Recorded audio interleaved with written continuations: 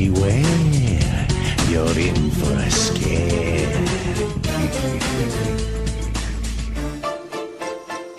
Hello and welcome to a special Halloween edition of Center of Weirdness, a very spooky, fun TV podcast from us at predictocast. I'm Josh, and with me, as always, is Skinner. Hey, Skinner. Hey, Josh. Hey, all you spooky ghosts out there. You spooky piano-playing ghosts. So last time on Center of Weirdness, on this special sort of Halloween series that we're doing, we talked about Are You Afraid of the Dark? And I let loose I let slip that we were covering Goosebumps on this next one here, and that is what we are doing today. We are talking about Goosebumps, episode 7, I think, of season 1.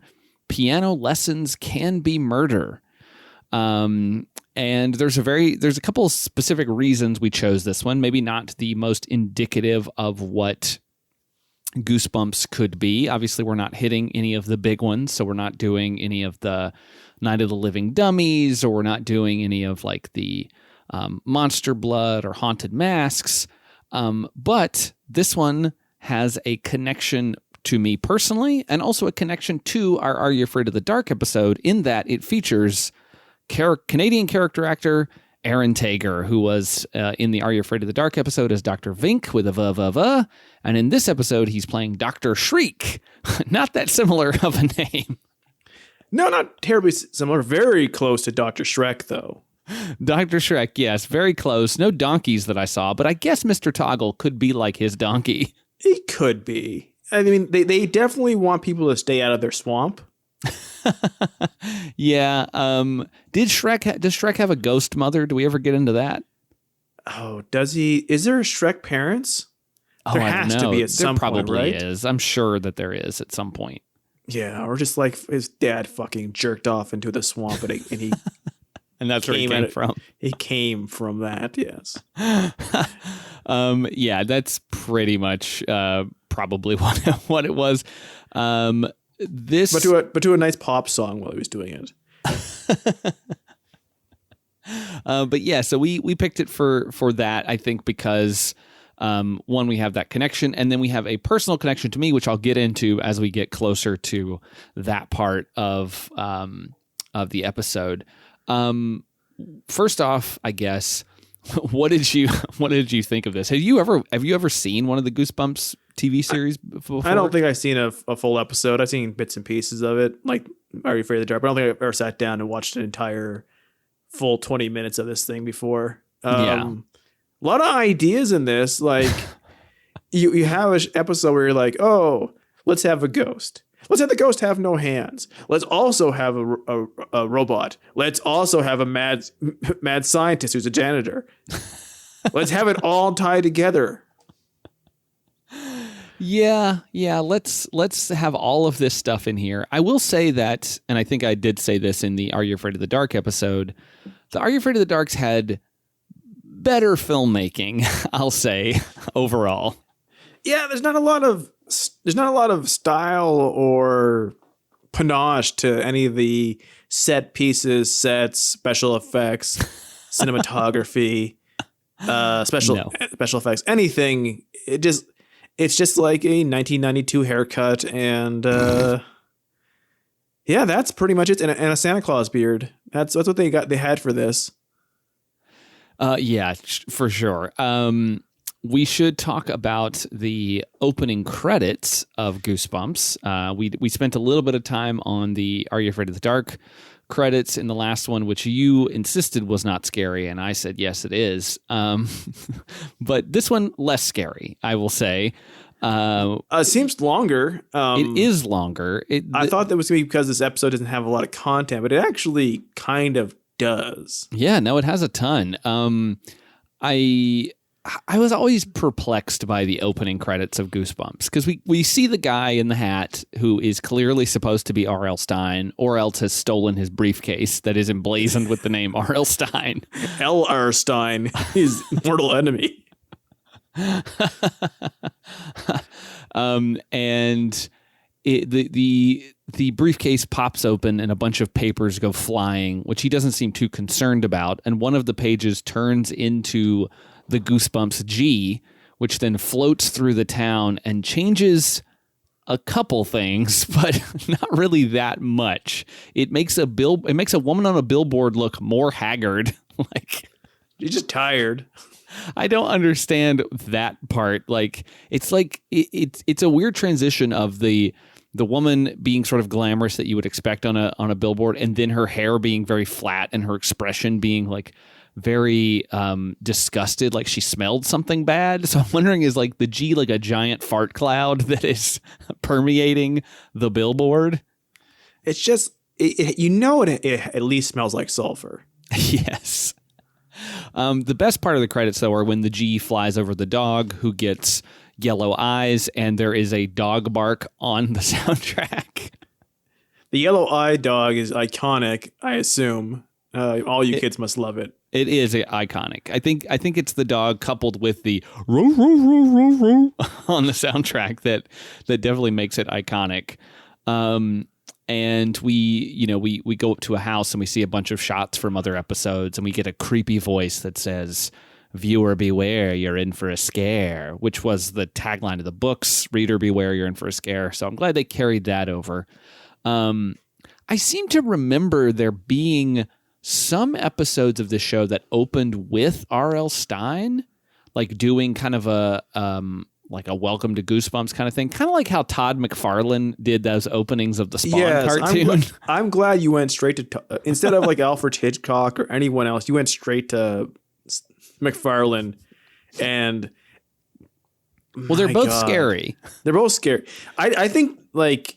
I mean, let me stop you there. We have not figured out what exactly we're doing for the next episode of this little limited run of Center of Weirdness. Should we just do all of the Spawn cartoon intros? I mean, is there anything better on the internet? Everyone makes fun of like, oh, look at these edgy 90s comic book drawings with the pouches and the muscles. There's nothing worse than McFarlane's intros to Spawn. They are just tremendously bad. Hey, there's nothing worse and there's nothing better. Yes, there's nothing worse and there's nothing better, because it is without irony and without self-reflection. For sure. So yeah, we get a bunch of shots and then we cut to the episode. I was fully expecting there to be a R.L. Stine appearance, but we're not graced with his presence, unfortunately, in this one. Too much else that we had to get to. Yeah, there's a lot more. Maybe that's why there isn't one. And maybe there were other season 1 episodes that did have him, but this one there was like, we got too much shit going on here. We gotta pack it in. And this does kind of have that same again, less filmmaking quality than we would have gotten on an episode of Erie, Indiana, but it definitely has that like, let's cram in as much stuff as we can in 22 minutes, like that show often did. It also has the kid with the hair who is getting into something really nonsense in a new town that's scary, and having parents who inexplicably put him in a situation where this would happen. Yes. Except for Erie, Indiana, it's kind of on the nose with like, isn't it funny that the parents are completely oblivious to something that they should never do? And in this one, it's just like, parents are stupid. Parents trust all adults and all kids are liars. Exactly. So we meet our little kid here, our lead, Jerry. Jerry! Jerry! You will hear that name a lot throughout this episode. He is on the phone, and we are given we're presented with a scenario that someone is chasing him, and he is concerned and afraid for his life. And we soon realize that he is just playing around like kids do. He thinks that he's a spy, and there's some government agency after him, and that's why Jerry grew up to be at the January 6th riots. This is, speaking of people at the January 6th riot, this kid is a fucking loser. Yeah, he's kind of stuck in his own head, and he kind of has the idea that, like, I mean, I guess he keeps himself entertained, which is good, but I get it, the alienation that you feel as a new kid who's moving to a new town where you don't know anybody. But he also is a kid who thinks he's more special than he is. Very true. He does get into things that maybe he shouldn't. When a kid sees a do not enter sign and decides I'm just going to go in there because fuck it, it's probably not like you need to figure out how to work that out, those urges out of him. Yeah, I mean, like, hey, kid, I know technically in this show you're the protagonist of the episode, but if you were a real kid, you got to stop fucking thinking you're the protagonist of life. You're just another kid. You could easily have died here. In fact, this kid should have died 3 or 4 times, not because of, poor evil people, but because him and his parents made stupid decisions. So, he is in the basement and he's kind of messing around, and his mom shows up and is like, please stop, help us move in. And he seems pretty despondent. He's like, I don't want to, are we staying here? Like, is this really what our new house is going to be? And he's a little too old for that reaction, by the way, of like, are we staying here? Like, what you've known you're moving in for a while. Yeah, exactly. So he discovers a piano down in the basement that is playing by itself. And he goes over and looks at it, and we, the audience, see a CGI ghost appear behind him. Well, it's not a CGI ghost. It's an actor, but they just do some very bad effects to integrate it into the scene.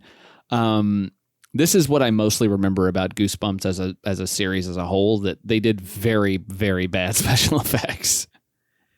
I like that they kind of dropped her frame rate a little bit to make her seem weird. But, yeah, she's a little more jittery. But yeah, there is this ghost in a cardigan who is standing behind him, and it's fun. I think it's fun how the Goosebumps show integrates commercial breaks, just sort of like the books did with their chapter breaks, where you would feel like the kid is about to be injured or meet some sort of grisly fate, and then you would turn the page and be at the next chapter, and it's like, oh no, it was nothing. Yeah, there's a lot of this where they cut a commercial in big wide mouth scream, and then we come back and an adult comes in and turns the light on. Yeah. And so he doesn't see the ghost, but his dad shows up, and his dad is like, oh cool, a player piano.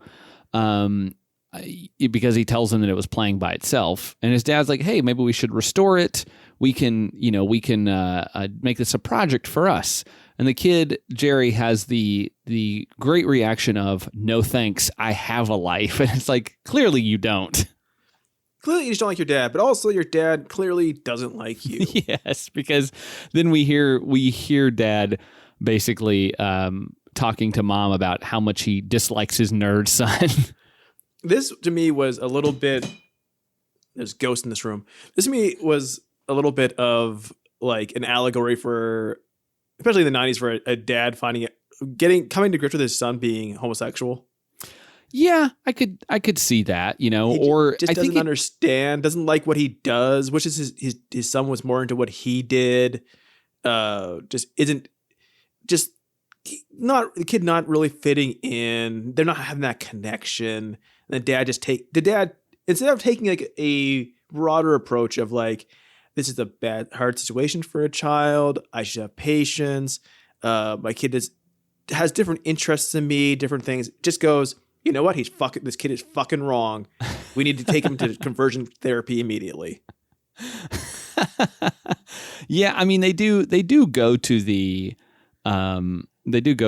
therapist route pretty quickly a little bit later on when he starts talking about ghosts. But I guess that's good. I mean, they are progressive in that way, that they're like, hey, maybe our kid is having some sort of trauma that he needs to talk to someone outside of the home.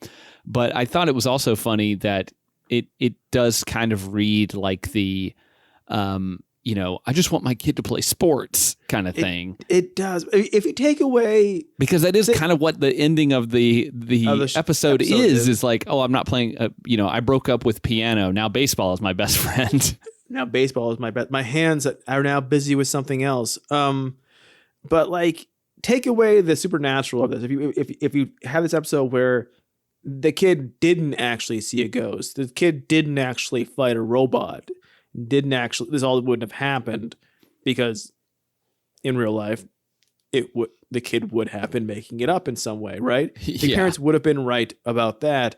They're very quick to like, there's something fucking wrong with you. Like if you think about it, it's a matter of days. Yeah, it does all happen pretty quickly, but we do have to point out that for longtime listeners of Predictocast, the dad in this episode is played by, let me get his name, Barclay Hope. What is it? It was a very interesting name. He plays the dad in this one. Doesn't have a name. He's just credited as Mr. Hawkins, so he's dad. But he also plays the dad in a movie that we covered, I believe in 2019 for the Christmas season, a film called Too Cool for Christmas / A Very Cool Christmas, which was a very notable film because the Canadian version has a gay couple as the parents, and the American version has a straight couple. Same dad actor, Barclay Hope, in both versions of the film. So they shot one scene and they brought in different actors for the spouse role, which is very strange. We covered it. Go back in your feed. It's there around Christmas time, I believe, in 2019. Very strange, though, seeing him pop up in this and going, oh, interesting. I love that, like, if you look through his filmography, he plays a character like named Dad like 200 times between 93 and 2020. I think he plays another dad in another Goosebumps episode. He is very much a dad, which is kind of funny because he's been playing dad for literally 2 decades. And in Too Cool for Christmas, he played a daddy. Oh, Josh.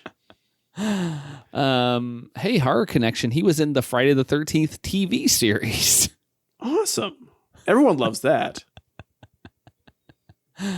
But yeah, so Jerry overhears this, and obviously he's kind of bummed out.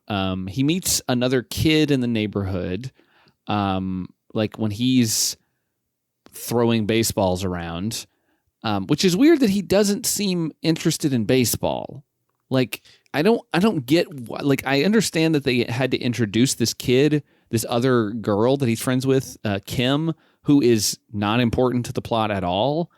I mean, I guess just to get the ending joke in, but like, why? I don't understand why he's not just like, well, let's just play baseball, Dad, or something. Like, it's weird that they have this weird disconnect between this kid who is kind of has little flights of fancy and likes to pretend that he's some sort of secret agent, which, fuck it, he's a kid, let him do that. But he also seems to like baseball. I know. He goes outside, he throws the ball around, and then he meets the one other kid in the neighborhood, who is Kim. And he almost, as you would do, almost immediately mentions that his new house has a piano after she talks about, your house has been abandoned for a long time. Like, This is a weird conversation for kids to have. Kids don't notice this shit. And he, like, we've moved here for a year. My daughter has no idea how long we've been here for. It could have been 2 years or 1 year or 5 months or 6 weeks.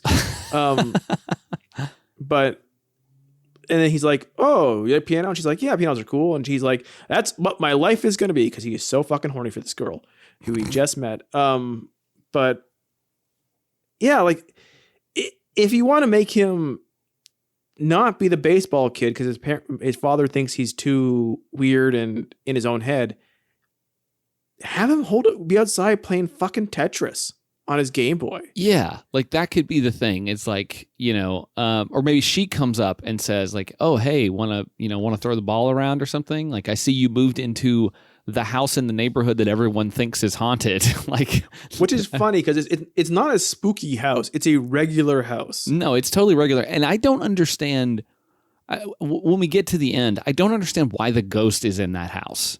Because the piano's in the house. But why is the piano in the house? Because they didn't get rid of the piano when. But is that Toggle's house? Yes, I think so. So he just lives in the piano center? He lives in a parking garage. So it doesn't matter. All like apparently, what gets me is like when they get to the house, they're like, "Oh, it's one of those people who moved across country for." It's never given a reason why they moved to this place, but a lot of these shows love to have the piano capital of the world. The piano capital of the world. I love to have a situation. We've come across this in a few of these movies for kids stuff where kids get moved to a new town for the dog movies or Halloween movies where you buy a house sight unseen. So the parents are moving into the house and they've never seen it with their own eyes. They spent hundreds of thousands of dollars on it, but they've never looked at it. I'm thinking specifically, maybe you're referencing Mr. Boogedy. I'm specifically referencing Mr. Boogedy. There's one or two other ones we've had that too, but this is the only one. And they're like, "Oh, the realtor never said there was a piano here." It's like, you could have fucking driven there or flown there first to look at it. Yeah, and I would never understand that. Like just buying a house sight unseen from a couple photos that you see on like Zillow or something. Like that's perfect for me. Buy it. Buy it. Like just buy it. Do it. It's free real estate. But like the way it's mentioned, it sounds like maybe that the piano wasn't there. Like the piano has appeared there. But why then? But then why Jerry? Because he's new in town. But also, why is apparently it work when they just remove the piano later? Wouldn't the piano just come back? Or is the ghost now his friend? Though it kind of never is, but also is kind of the hero of the episode.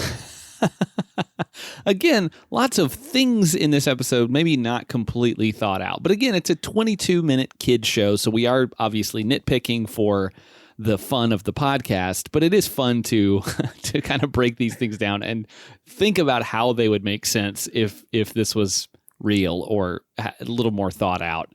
I don't know why the ghost is in his house with the piano, unless it is that like somehow because of Jerry's imagination and like strength of character or something, he's the only one who can stop it.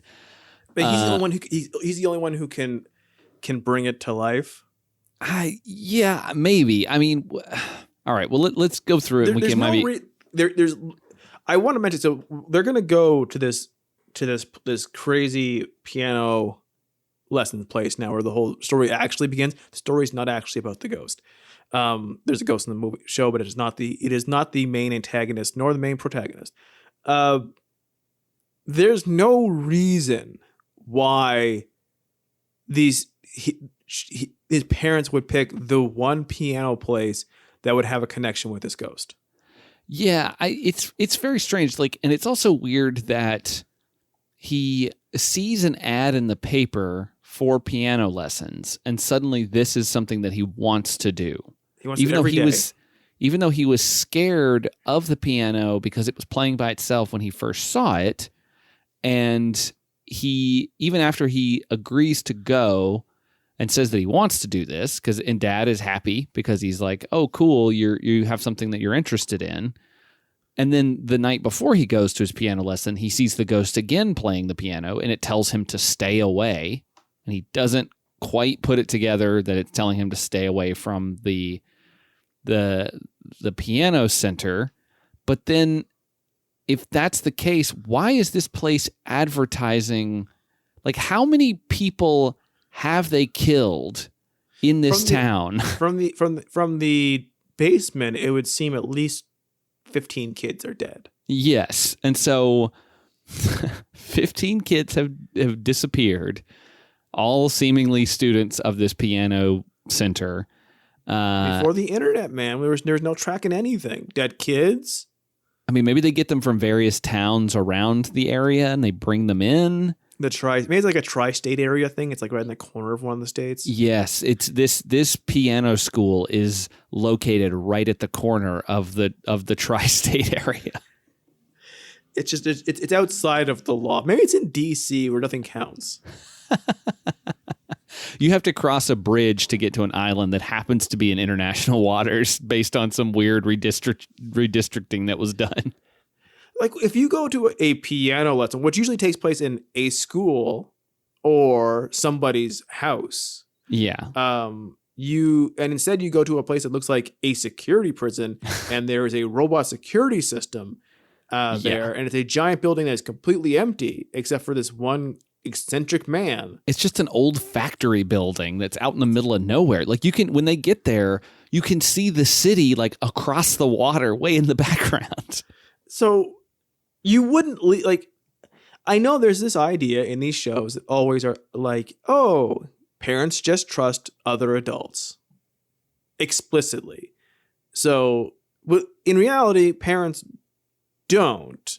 Like if you were a parent leaving your kid here, you would be like, you know what, kid, I know you're nervous. So am I. This doesn't make any sense. I'm gonna stay. I'll just sit in the waiting room and I'll just read a magazine or something. And 9% of lessons and stuff with parents, like, and at least for the first like 5 lessons plus, or even anything, especially now we have smartphones. You always see like in the shows, the kids get dropped off at lessons. Most of the time, parents actually stay, and you sit around and you talk to the other parents, and you watch the other adults deal with your child because you're actually kind of worried. And plus, your kid could piss their pants while they're there, and you have to be ready for that. You have to be ready for the piss. It will come, and there's no one else to take care of it. So they go into the facility, and mom is now kind of concerned because this place looks like it does. It looks like an old abandoned warehouse, and she's a little concerned. But they get inside and they meet Dr. Shriek, played by our good buddy Aaron Tager. Again, one of the main reasons that we picked this episode, and he is in full-on ham mode, as you would expect. He's essentially kind of doing his Dr. Vink, but with a little less menace. A little bit more robot Santa Claus. He is full-on Santa. He's wearing a Santa Claus beard in this thing. Like you could put him in a red hat and jacket, and he would be Santa Claus. Here's what my first question would be for him. Why are you a doctor? A doctor of piano science, my boy. Number 2, is it a thing where like fear loosens the hands? Why does he legitimately give him piano lessons for a few days before just trying to kill him? You know, I don't know. I think maybe he has to like suss out the flexibility and the like goodness of his hands. He really, there's other ways to do that. Like, do they bend? Like he legitimately tries to teach him piano for a while. Well, because as we know what the ending is, yes, piano is important. He wants him to be able to play. But apparently, if he killed him now, he's not very good yet. No, but like, yeah, it always amuses me in one of these shows where someone's the adult or like whatever crazy thing is, its plan from moment 1 is to kill you. Yes, but, I mean the goal is to kill as many kids as possible to get these hands. Yeah, get their hands on these hands. But in these shows where like the monster, and this thing is a monster. It has no sense of morality nor soul. It is just a robot. Spoiler. Does its actual job for hours. Like it sits there and has conversations, it hangs out with you, it teaches you things, but all it wants to do is kill you. I always find that fascinating. It's like, there's no reason why it doesn't kill this kid immediately. Yeah, I don't know. It's very strange. Like they start practicing, and Dr. Shriek is obsessed with his hands. He's like, have you ever played an instrument before? These hands are perfect. Look at them. Have you ever played a skin flute? Yeah, it gets a little pervy. Yeah, it does. I mean, we are middle-aged white men, so of course we're going to try to make this very disgusting. But yeah, he is obsessed with his hands. He tells him, to keep practicing. He's like, my hands don't quite work like they used to, but your hands are perfect, Jerry. Those perfect hands. It should have been called Perfect Hands. And so, yeah, piano lessons can be murder. That's a bit of a mouthful. Yeah, it's just called Perfect Hands Forever. R.L. Stine presents Perfect Hands for Playing the Piano Forever. So he finishes up his lesson and he leaves and immediately goes into this like mode of I'm in the mad scientist's lair and I spotted this secret entranceway to do not enter area and I'm going to go check it out. So he's narrating to himself and everything. And he goes down into the basement and he's a piece of shit. Yeah, he's just wandering around in places that he's not supposed to be. And he comes upon a robot that is in the hallway and starts chasing him. And by chasing, I mean wheeling after him kind of slowly. And he's trying to get into doors and he can't. And suddenly a man pops out and tells him not to go into the practice room or the recital hall, rather. And he stops the robot. And this is Mr. Toggle. So this man he goes, this is my robot. It sweeps the floor. I'm Mr. Toggle Roomba.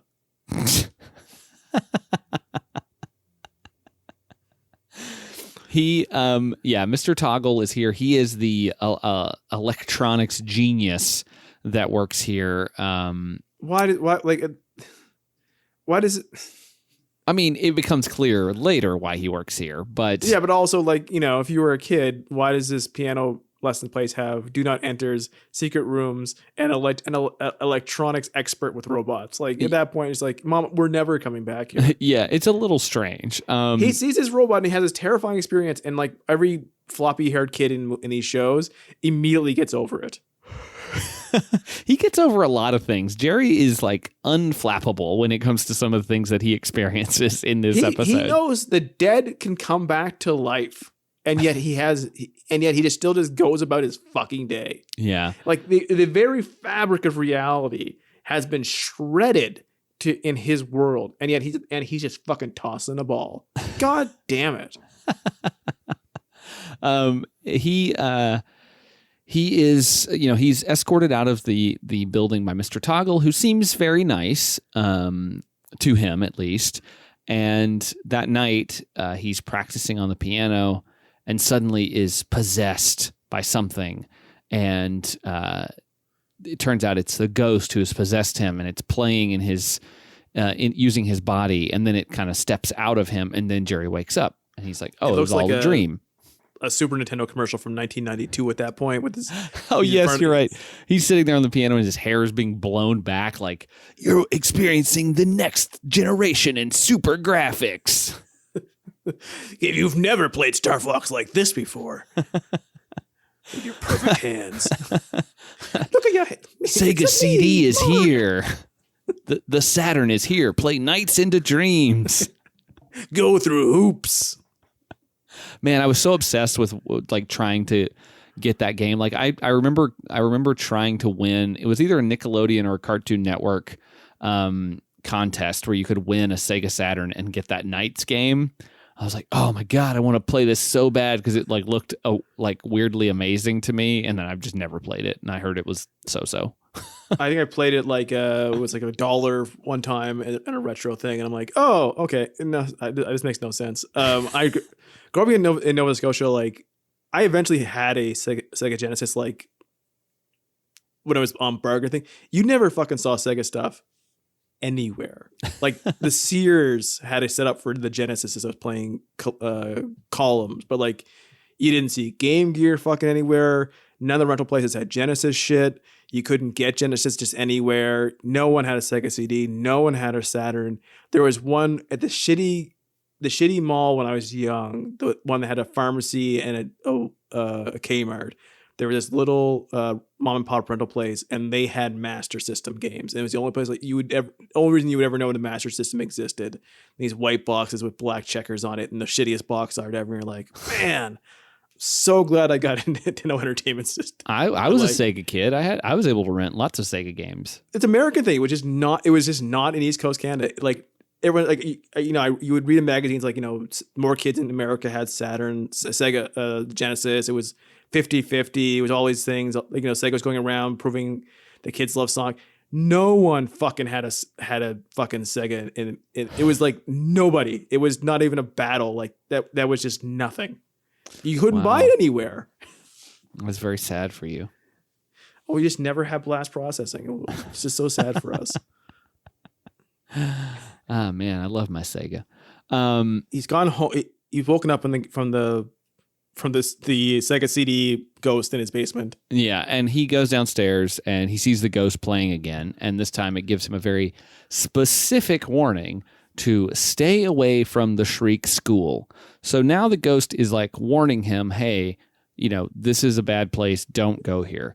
But she also could say like, hey, bud, like since I'm saying full sentences and being specific, I could be a little more specific and say that Mr. Toggle is going to cut off your hands. Well, but like if she's able to do that, if she's able to tell him, hey, stay away from the Shriek School, like then what's her end game? If he stays away, then what? She just doesn't want anyone else to die, but she also is kind of evil herself. She's not a nice person. But yes, as we learn later, she was a brutal taskmaster who probably was murdered by her son. Yeah, I mean, clearly her hands were cut off. We'll get there.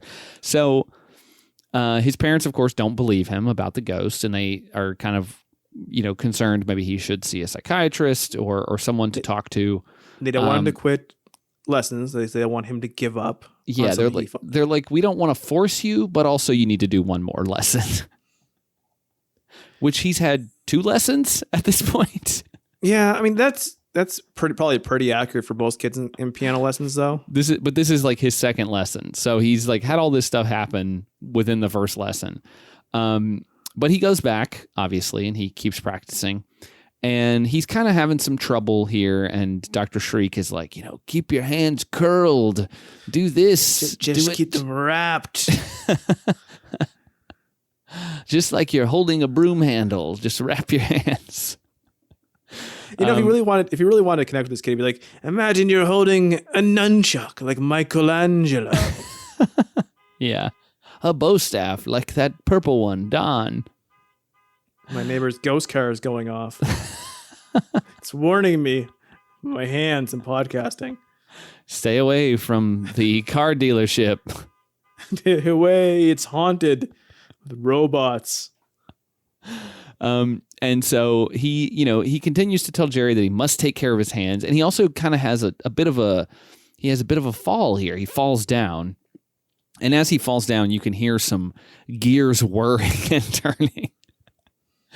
And he subtle. Yeah, he tells Jerry that he must take care of his hands because Jerry goes in to start biting his fingernails because he feels a little weird, and he's like grabs his hand out of his mouth and he's like, "No, what are you doing?" He's like, "I won't have a student who can't take care of their hands," and he's like freaking out and banging on the piano, and then his program resets and he's like, "Oh, I'm just sorry about that. You just need to take care of your beautiful hands." And grabbing his hands and squeezing them and saying, "I must have those beautiful hands, Jerry. Give me those beautiful hands." And this is also why I wanted to pick this episode and talk about it, because I watched Goosebumps with my younger brother, who's like 6 years younger than me. And so this came out in 95 when I was 10 years old. And that means that he was 4 years old. And we would watch it. I mean, obviously this wasn't right when it came on, but it aired in syndication, so they would show old episodes and stuff. But my brother, for whatever reason, glommed onto the ending where he's saying, "I need your hands, Jerry," and he would just go around going, "I need your hands, Jerry. Give me those hands." It's like he's asking for an applause, but in the creepiest way possible. And he would impersonate the voice and everything. It was amazing. And So he starts chasing Jerry around the facility, and Jerry's running around trying to escape. And he's chasing him, running down the stairs going, beautiful hands, Jerry. And it reminded me so much as we are saying Jerry and talking about hands, it reminded me of the Seinfeld episode where George becomes a hand model. I love it how much he commits to just shouting beautiful hands, I must have your beautiful hands. I'm going to make that my ringtone. It could apply to anybody. Everyone would feel very complimented if that went off on your phone when you were near them. Some TikTok rapper needs to repurpose that soundbite and put it into some sort of song. While stealing things at school. So eventually Jerry makes his way down into the basement, and he goes into the recital hall, which also has a sign on it that says do not enter, but he is not, or it says no admittance. So that's stronger than do not enter. Yes, but he does not care at this point. He needs to be free, and he runs inside to find a parking garage-like structure with a very poorly CGI'd in piano with two floating hands playing on it. And there's a bunch of like copy paste pianos with hands in the background of the shot. It does not look like it is actually there. It's like floating above the ground almost. It's just very poor CG. Like they couldn't even afford to put a piano in a parking garage. And we see the hands playing on the pianos, and it is a bizarre scene, but it's also like a weird question. So how is it that they are doing this? Because they're not robots. These hands are real people's hands, because Mr. Toggle specifically says that hands are too hard to make. The robotics they're too delicate and they're too intricate, and he cannot make them. He's a robotics genius. He can make a fake person that you could be fooled by, but he cannot make hands that can play piano because they have to. I think weirdly enough, like most robots, we have trouble with everything else besides the hands. Yeah, we have robots that can cook eggs now. So like, I think we've gotten to the point. I'm sure there's a robot that can play piano. Oh, I'm actually sure. Look it up. I'm sure why wouldn't it? I mean, they can dance. Tesla made one that can dance, and it's actually just a guy in a suit, but still. Oh, yeah. There is a video from December of 2018 that's basically all about a piano-playing robot. There's a bunch of videos about piano-playing robots. Who knows if they're just programmed or whatever, but like it clearly can be done. There was a New York Times article. Watch a robotic hand play the piano with a more human touch. It hasn't quite mastered Chopin, but it can eke out a decent jingle bells. Maybe they just cut off a bunch of kids' hands to make it. But like maybe so in the case of that robot. Yeah, but in the show, they should have something attached to the hands. Is it magic? Like what? I mean, they never go into that. Yeah, they never explain how he's making the. Because ghosts are real. Maybe the hands are spirits. But that doesn't make any sense, because how is he making them do what he wants them to? And also, why does he need so many? They're all doing the same thing, playing the same song at the same time. One pair apparently is his mother's, or at least or the teacher or whatever she is relating to him, because he has no hands as well. So he clearly his first victim was her. Yes, but like I think I like your idea. I guess maybe that's too gruesome for kids to see a bunch of like cables and like metal pieces jammed into these like I need these human hand stumps to make them like electrocute them to make them play. I need a little more body horror. Yes. Yeah. If you'd made this now, it would be more body horror, I think. But like, I'm very curious how he makes these disembodied hands. It is very close to body horror for a Nickelodeon kids show. Well, this wasn't Nickelodeon. This was Fox, my friend. Okay, then Fox is more real horror now than it is body horror, but like, yeah, I mean, it's very perplexing how what this is, because they don't go any way to explain it at all. They don't care. It's just the shock value of seeing all these disembodied hands playing piano. And so Dr. Shriek runs in and grabs Jerry and pulls on him, and Mr. Toggle comes in and he shuts off Dr. Shriek, who is a robot, and his hand comes off on Jerry's lapel. And Jerry is not like put off by this or startled in any way. He's just seen all of these hands playing piano, which in this scene, I guess they're still playing while this other stuff is happening. So he never questions that. He never says, hey, what is that about? But he just says, oh, Dr. Shriek is crazy. And Mr. Toggle goes, he's a robot. Yeah, but then he's like, clearly he's his robot because he has another robot. He's electronics expert, but he completely goes, like, once again, he's elastic as shit. He's like, oh, all right, cool. He's a robot. And there's all these dancing hands filling this place that you've made clearly. And he wanted my hands, and there's a bunch of hands over there. I guess everything's okay. So like, he immediately goes back into like cool dude, floppy hair kid posture. Even like he's completely at ease.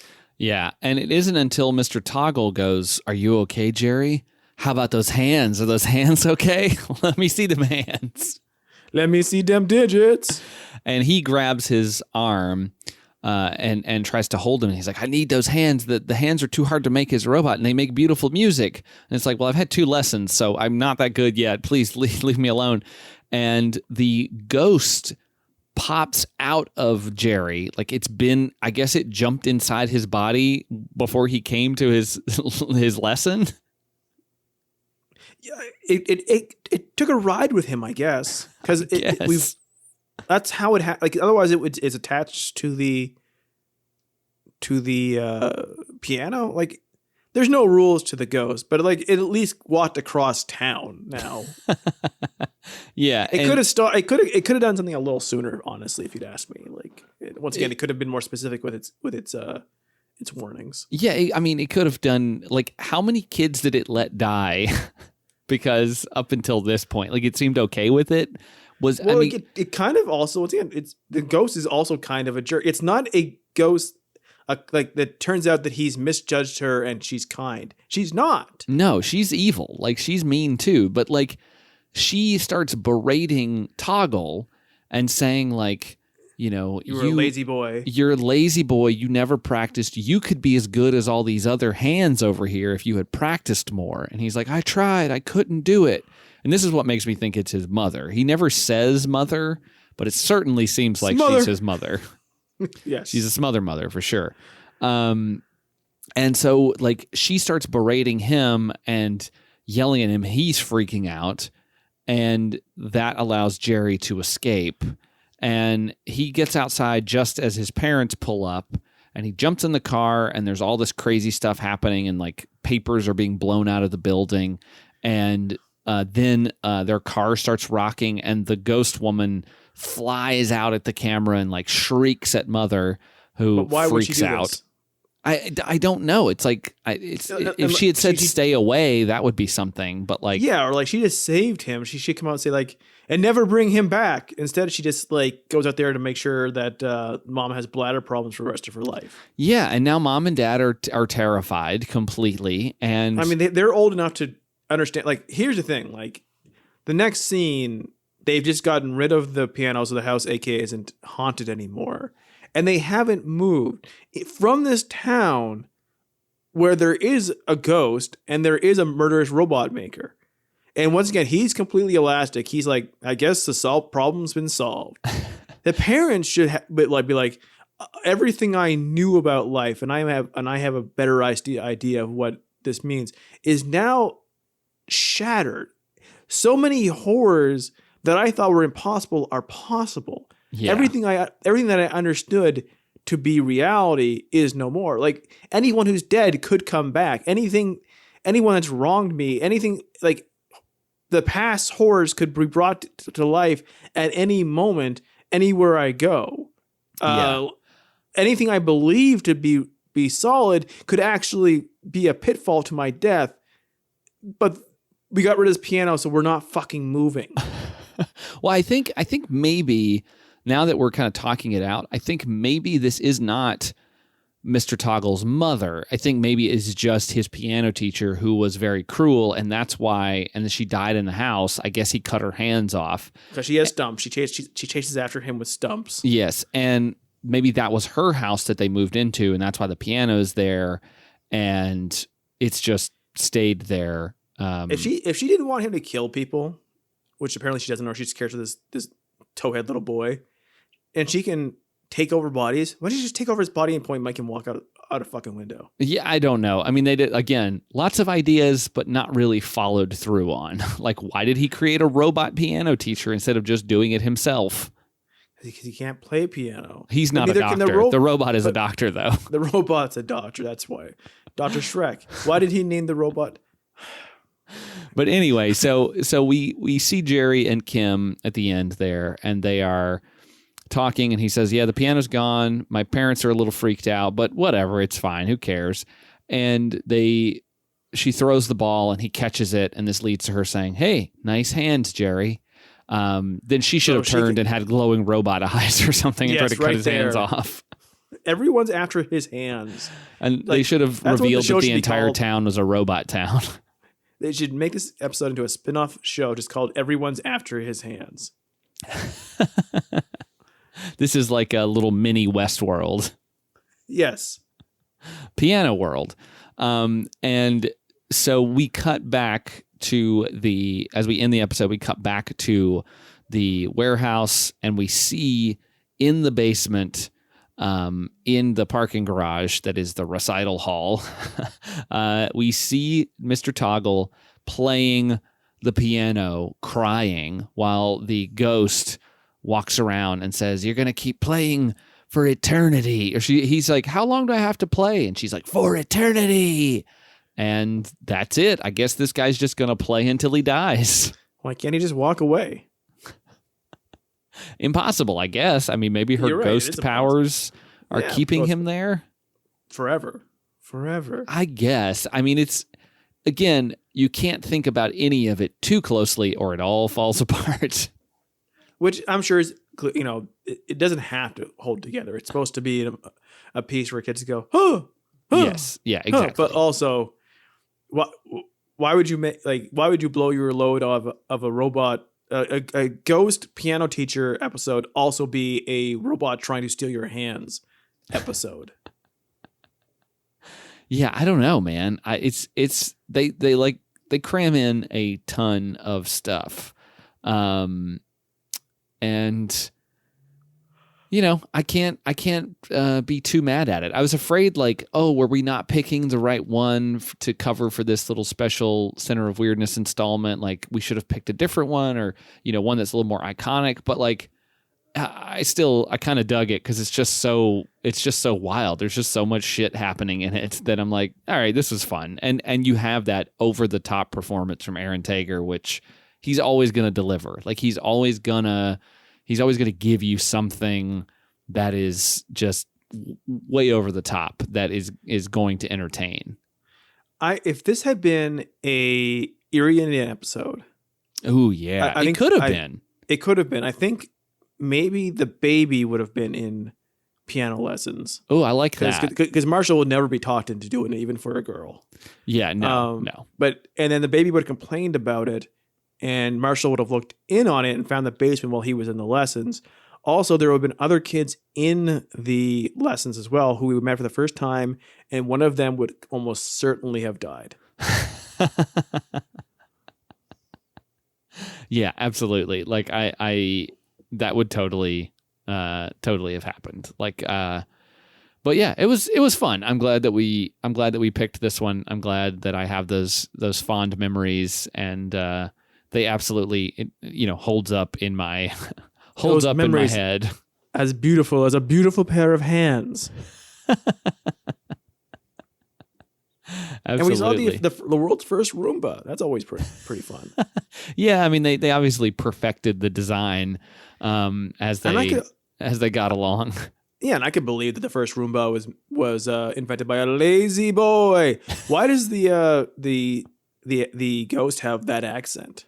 I don't know. She's got like a mid-Atlantic Katharine Hepburn kind of thing going. But she clearly was alive when this kid this guy was a kid, which is like at most like 30 years ago. Yeah. Hey man, the 60s were a wild time. Yeah, just everyone had whatever the fuck accent they needed at the time. That is true. So yeah, that's going to do it for this special installment of Center of Weirdness. We'll be back with at least one more this month. Not quite sure exactly what we're doing. Got some ideas. Might do something a little different. But whatever it is, we hope that you will join us. Until next time, though, I've been Josh. I've been Skinner. And keep it bumpy out there. Gross. Oh, I need these hands. Here to get these hands.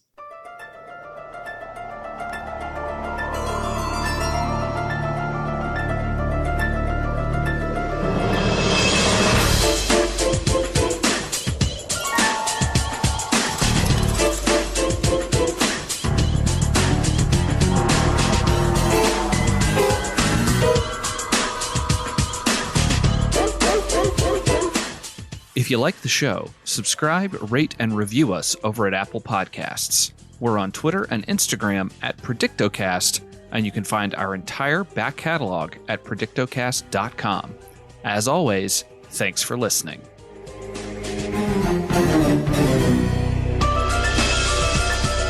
Goosebumps.